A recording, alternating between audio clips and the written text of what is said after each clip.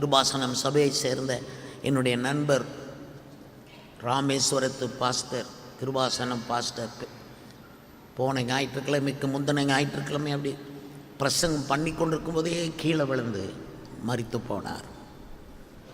அவர் என்னிடத்தில் ஃபோனில் பேசினார். அதற்கு 2 வாரத்துக்கு முன்பு, ஐயா, நான் உங்களை பார்க்க வர வேண்டும். உங்களை போன்ற உபதேசம் உள்ளவர்கள் இன்றைக்கு தமிழ்நாட்டில் குறைந்திருக்கிறார்கள். மூத்த போதகர்கள் ரொம்ப குறைந்து விட்டார்கள். நீங்கள் நல்லா இருக்கணும். என்னை வாழ்த்தினார். கர்த்தருக்கு ஸ்தோத்திரம் உண்டாவதாக. ஆகிலும் பரலோக தேவன் அவருடைய சித்தம் ஆக கிடவது. வியாதிகளை நீங்கள் விட்டு வைக்க வேண்டாம். உன்னை நான் எதிர்த்து நிற்கிறேன் என்று ஒரு தடவையாவது சொல்லுங்கள். நமக்கு அந்த நேரத்தில் வராது. ஆனால் பரிசுத்த ஆவியானவர் பேசுவார். தீங்கு நாள் அது உங்களுக்கு.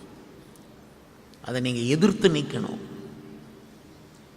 மத்தேயு 5:28 அவர் பாவத்தை எதிர்த்து நின்றார்.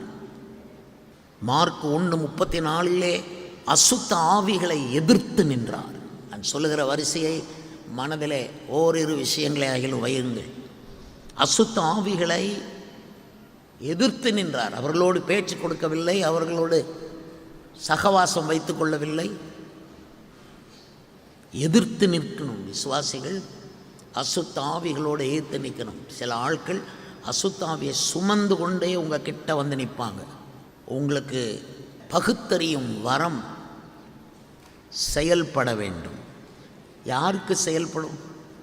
இன்ஜின் நல்லா ஓடுற வண்டிக்கு தான் எல்லாமே உண்டு. நல்ல ஜபத்தில் இருக்கிறவங்களுக்கு தான் வரங்கள் அந்தந்த கட்டத்தில் செயல்பட ஆரம்பிக்கும். துதியின் கோட்டை ஆலயம் புதிய பேருந்து நிலையம் அருகில், திருநெல்வேலி 620007 தமிழ்நாடு, தென்னிந்தியா. இணையதள முகவரி www.fortopriceministries.org.